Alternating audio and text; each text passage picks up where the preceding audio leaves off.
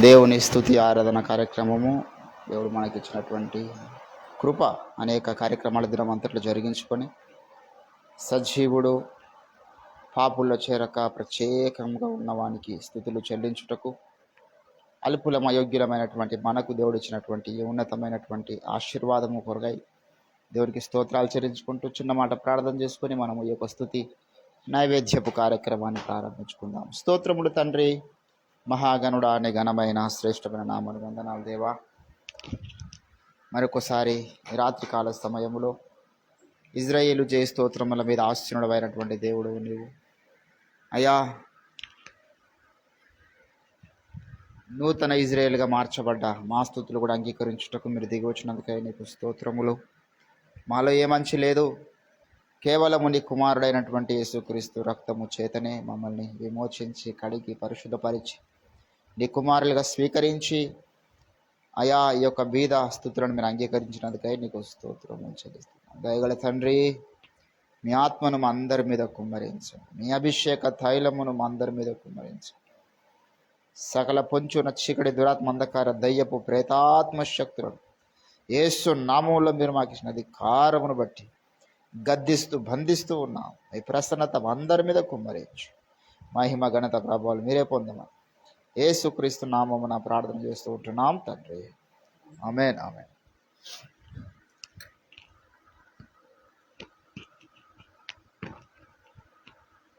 దేవునికి స్తోత్రం కలుగును.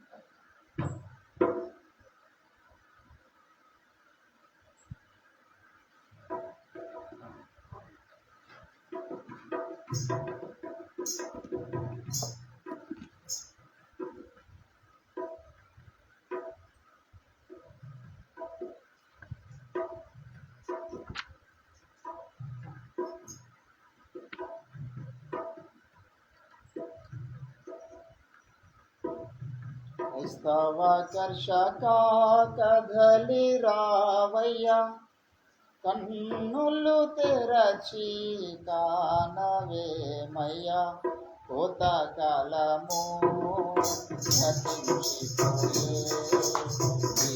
మకాలము కూడా జరిగిపోయే, కోతకాలము గతించిపోయే మకాలము కూడా జరిగిపోయే.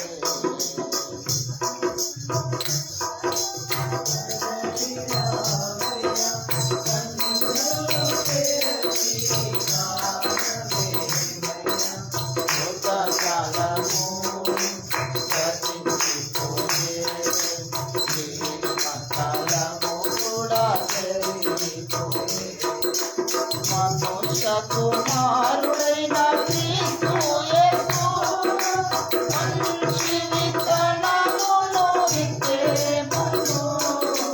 మనుష్య కుమారుడైన క్రీస్తు యేసు మంచి విత్తనమును విత్తెమును. భూలోకమనెడు పొలంబునందున, భూలోకమనెడు వాక్యం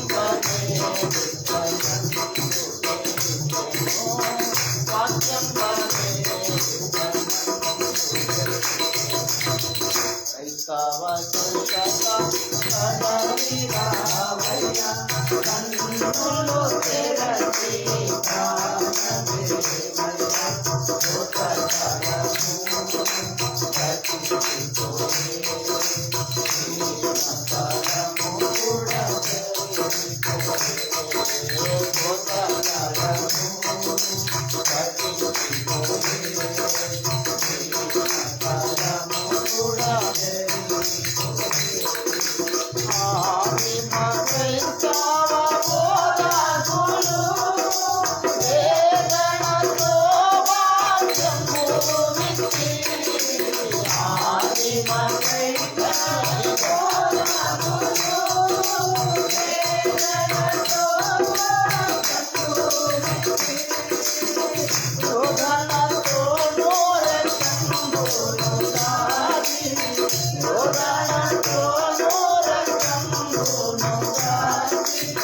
ప్రాణములను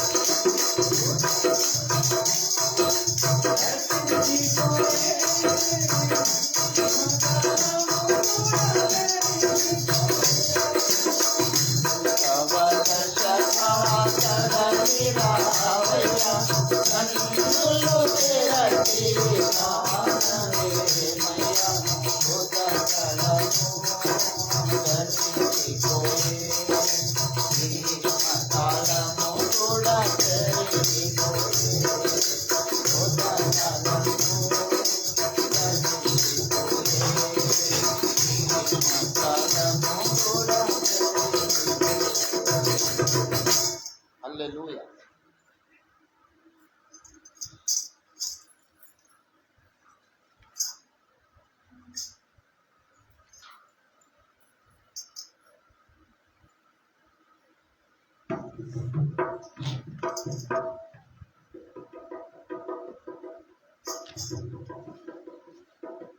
దేవునికి స్తోత్రం.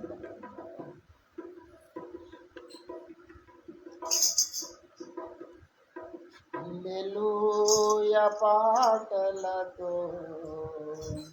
ఆనంద గీతాలతో కృపామయుండ నీ మేలులన్నీ స్మరించి స్తుతింతును. కృపామయుండ నీ మేలులన్నీ స్మరించి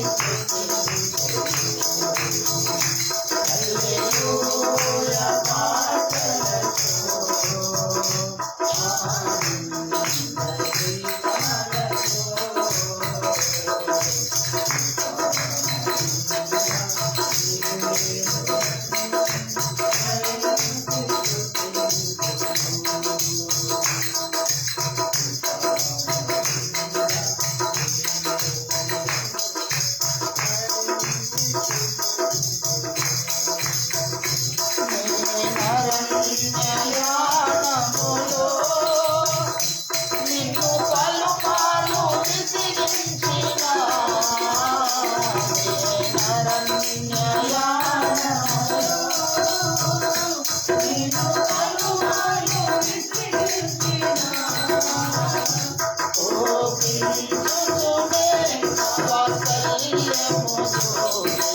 అనుదినము నన్ను మరువక మన్నాను నాకిచ్చితివి. కోపించుకునే వాత్సల్యము చూపి అనుదినము నన్ను మరువక మన్నాను నాకిచ్చితివి. హల్లెలూయా పాటలతో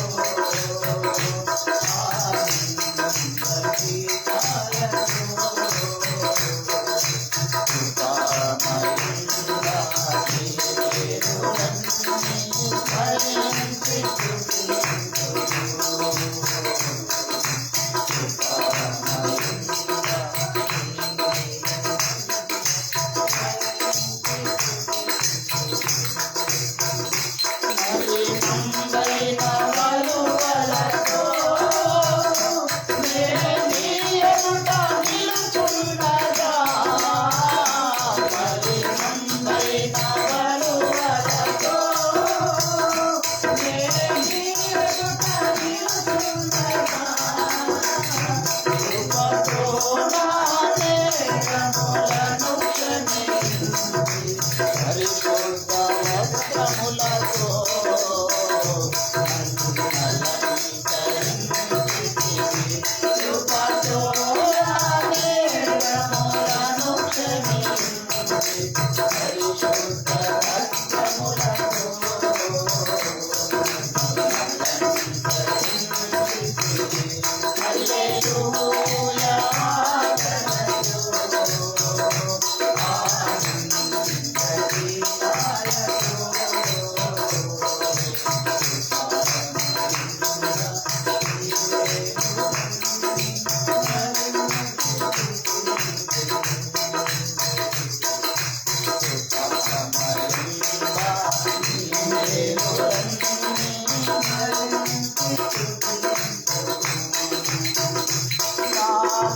ఎన్నో నేరములు రేయుగలు మోపినను నాపై ఎన్నో నేరములు రేయుగలు మోపినను దినములక అపవాదిని గావించి పరిశుద్ధుడి కడముదును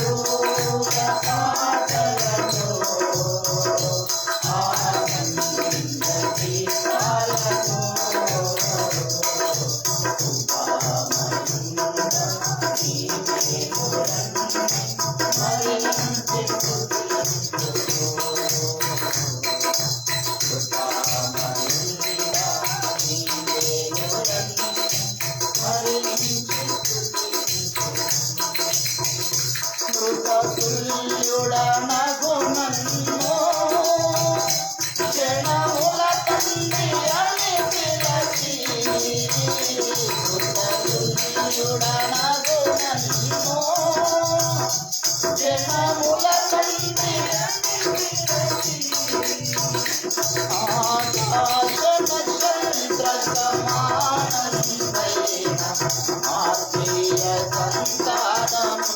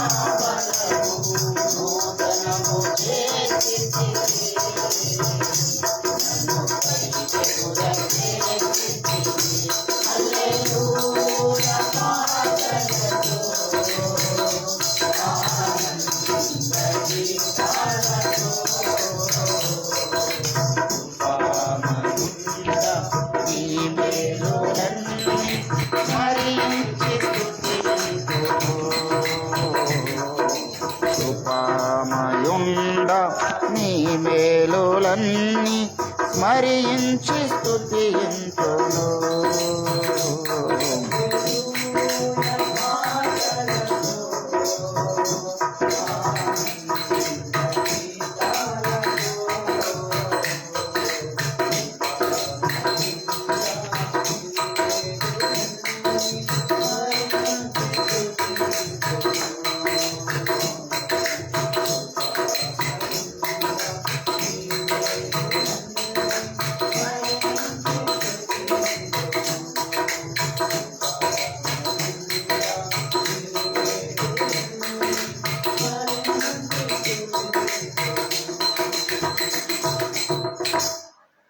దేవుని నామానికి మహిమ కలుగును గాక. మత్తయి సువార్త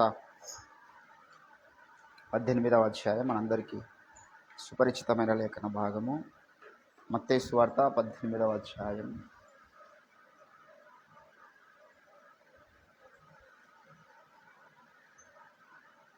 మొదటి నుంచి చదువుదాం.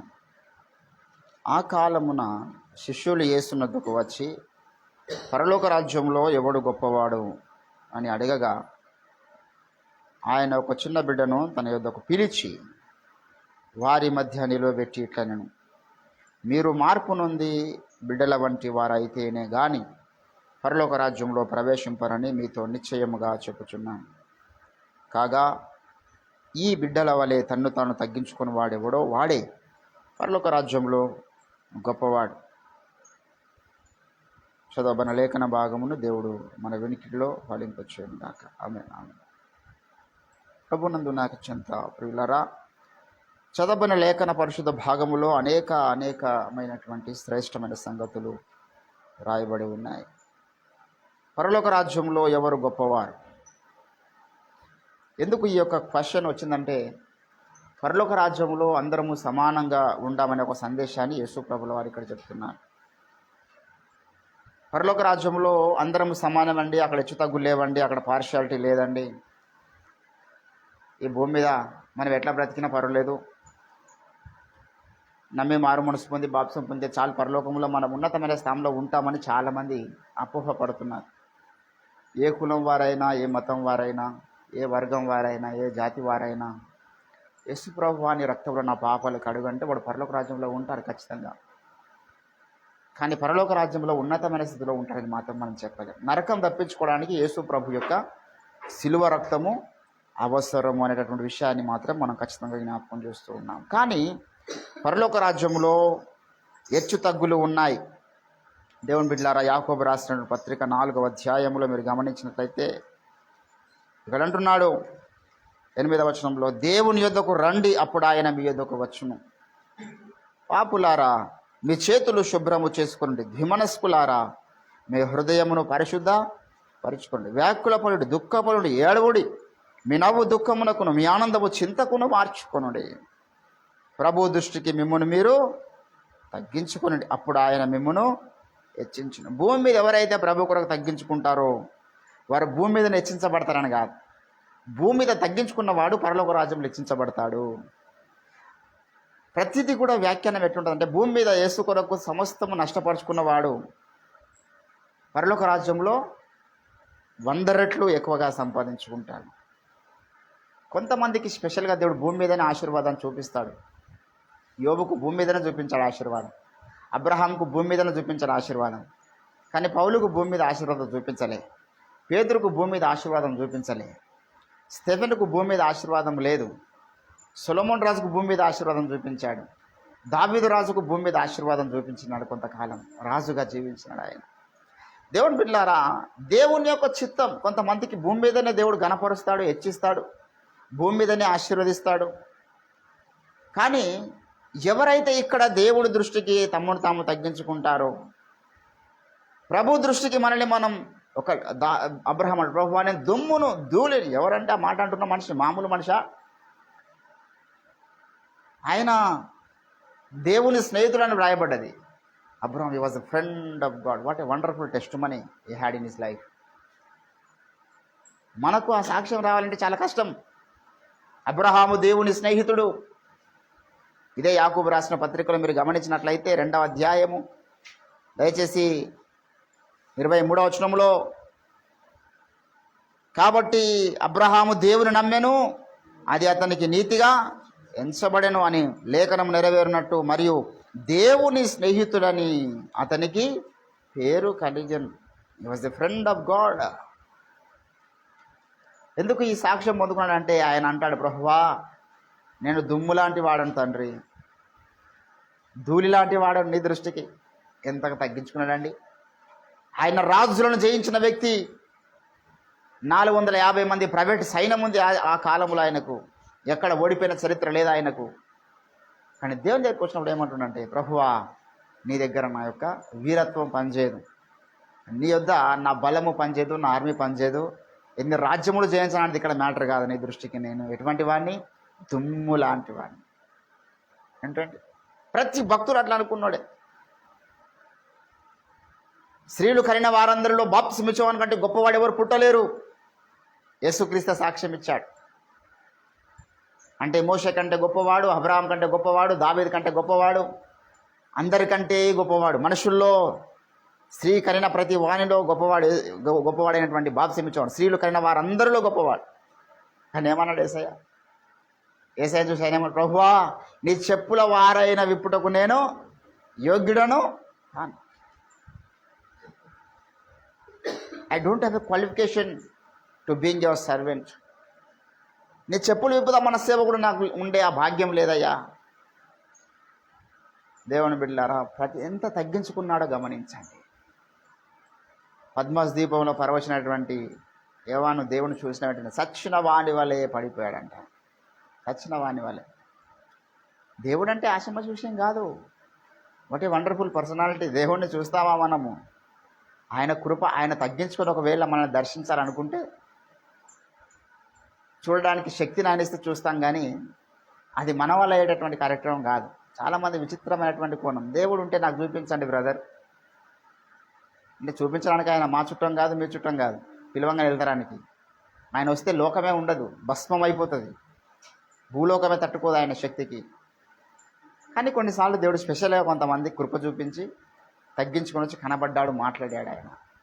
ఎవరండి అంటే ఎవరైతే అబ్రహాంలాగా తగ్గించుకుంటారో, ఎవరైతే మరి యోవాన్లాగా తగ్గించుకుంటారో. పౌలు కూడా ఎంత తగ్గించుకుంటాడో తెలుసా? మేము గారావించు తల్లి ఓలే అంటాడు. నేను పాపులలో ప్రధానుడినయ్యా. ఒకప్పుడు ఆయన చూసి గజగజ వణికిపోయింది క్రీస్తు సంఘము. ప్రభుత్వం వారు ఆయనకు సిఫారసు ఇచ్చారు, అధికారం అనుగ్రహించేశారు ఆయనకు.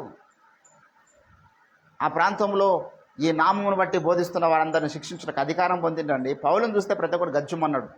కానీ దేవుని దగ్గరికి వచ్చినప్పుడు పౌలు అంటున్నాడు, పౌలే గజ్జుమనిపోతున్నాడు యేసుక్రీస్తుని చూసినాడు. ప్రభువా నేనెంతటి వాణి తండ్రి, నేను బలహీనుడను, నీ దృష్టికి నేను అసహ్యుడు. దేవుని బిడ్డలారా, ఈరోజు నేను మనం ఆ మాట అనగలిగా. యోబు కూడా మన 100 సార్లు జ్ఞాపకం. యోబు సాక్ష్యం ఏమంటాడు? చిట్ట చివరి సమయంలో ప్రభువా నేను నీతో ఏంటండి? యోబు గ్రంథము 42వ అధ్యాయం కదా. యోబు గ్రంథం 42వ అధ్యాయము చూడండి ఒకసారి.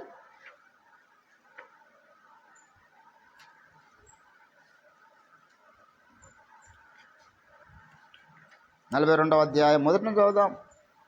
ఏంటండి?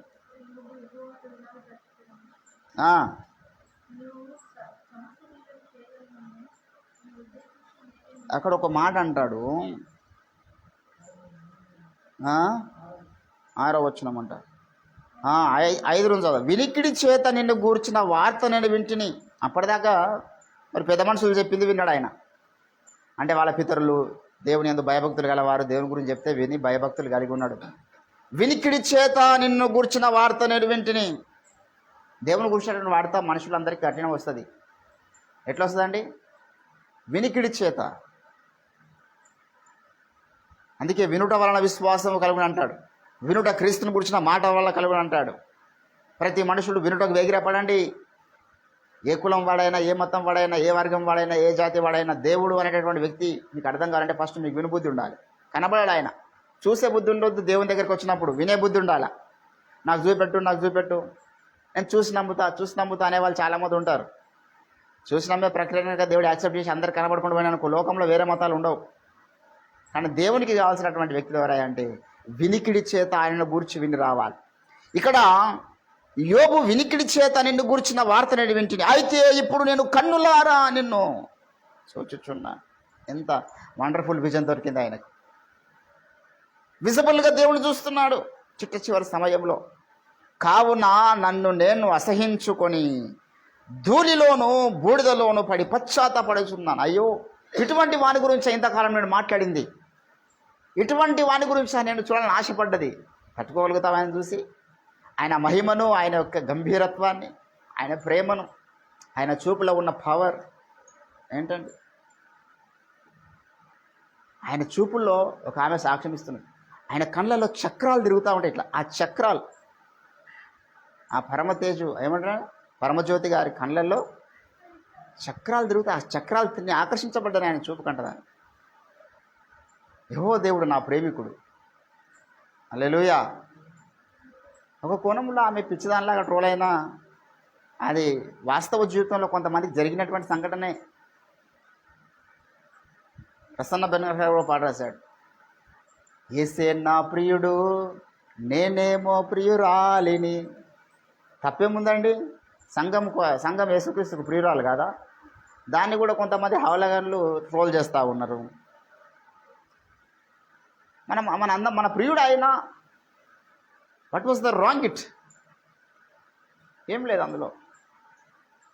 క్లెయిమ్ చేసుకోవాలి మనం, నేను యేసయ్యా ప్రియురాలిని.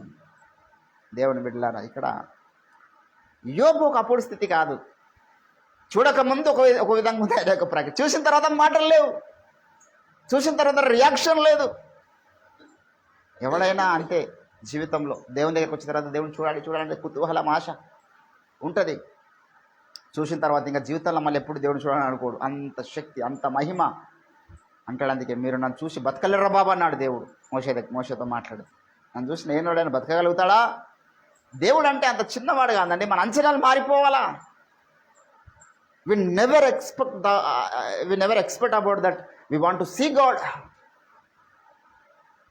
That is impossible for us to watch literally.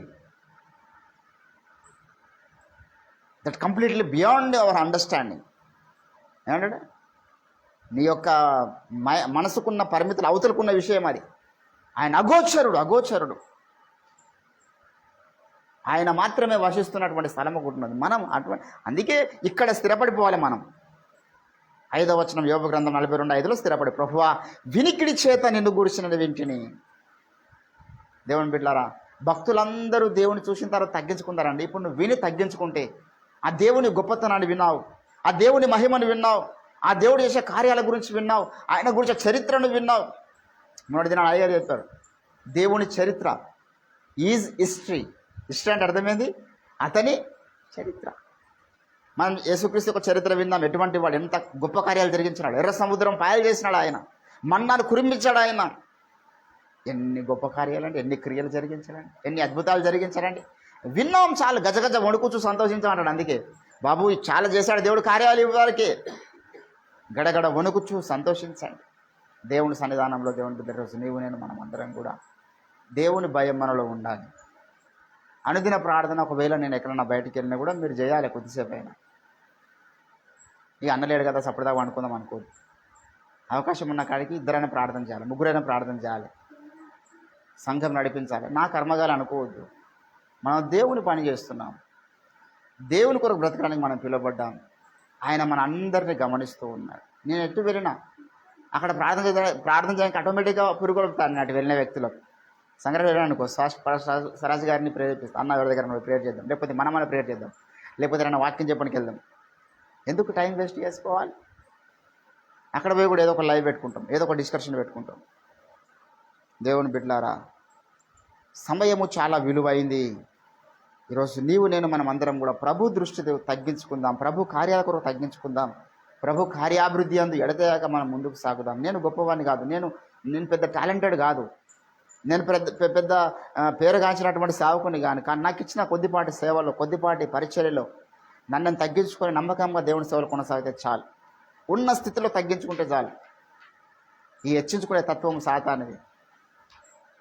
నేను చాలా మంచిగా వాక్యం చెప్తాను, నేను చాలా మంచిగా పాటలు పాడతాను, నేను చాలా మంచిగా వాడబడుతున్నాను, నాకు చాలా జ్ఞానం ఉంది, చాలా లేఖనాలు తెలుసు, చాలా తర్క జ్ఞానం ఉంది, చాలా వాగ్దాటి ఉంది, నాకేదో ఉందని నేను ఉప్పొంగడం అనేటటువంటిది అది నా క్షేమం కాదు, అది నా పతనానికి కారణమవుతుంది. నేనేమై ఉన్నానో దేవుని కృప వల్ల అయి ఉన్నాను. హల్లెలూయా. ఆ స్టేటస్లో మనం ఎప్పటికీ స్థిరపడిపోవాలి. What we are today, that only the grace of God. Hallelujah. ప్రార్థన చేసుకుందాం. మనం తగ్గించుకునే అలవాటు దేవుని దృష్టికి అలవర్చుకుందాం. దేవుడి కొద్ది మాటలు మన వినికిడిలో ఫలింపచేయును గాక. స్తోత్రములు తండ్రి, దయగల దేవా. మేము మట్టి వారము తండ్రి, కొంతసేపు కన్నబడి అంతలో మాయమైపోయి ఆవిరి వంట వారము తండ్రి. గడ్డి పువ్వు వాడిపోయినట్లుగా మా యొక్క జీవితం వాడిపోవచ్చున్నది. బ్రతికిన కొన్నాళ్ళు, ఈ 3 నాళ్ళ ముచ్చటలో మమ్మల్ని మేము తగ్గించుకొని గర్వాంతులము కాక, అహంకారుల బుద్ధి వల్లగారం కాక, నీ దృష్టికి ప్రభువా మేము తగ్గింపు కలిగి, దీనత్వము కలిగి, నువ్వు మాకు అప్పగించిన ఈ దీన పరిచర్యలో ముందుకు సాగడానికి మీరు కృపను అనుగ్రహించమని ప్రార్థన చేస్తాం. అయ్యా, మాలో ఏ కోశాన కూడా దుష్టుడు మాలో గర్వాన్ని, అహంకారాన్ని, హెచ్చింపుతనాన్ని పుట్టించడానికి వీల్లేదు. దినదినం మాలో తగ్గింపు తత్వాన్ని మీరు దయచేయండి. మీ పరిశుద్ధాత్మ చేత మమ్మల్ని నింపి నడిపించమని మరొకసారి మమ్మల్ని తగ్గించుకుంటూ మీ నామాన్ని చేస్తూ విత్తబడ వాక్యాన్ని ఫలింపజేసి మహిమ ఘనత ప్రభావాలు మీరే పొందమని యేసుక్రీస్తు నామమున ప్రార్థన చేస్తూ ఉంటున్నాం తండ్రి. ఆమేన్. ఆమేన్. యేసు రక్తమునకే జయం. ప్రభు యేసు రక్తమునకే జయం. ప్రభు యేసు నామానికి సంపూర్ణ విజయం కలుగును. అనంత కోటి నాశనము కలుగును. ఆమేన్.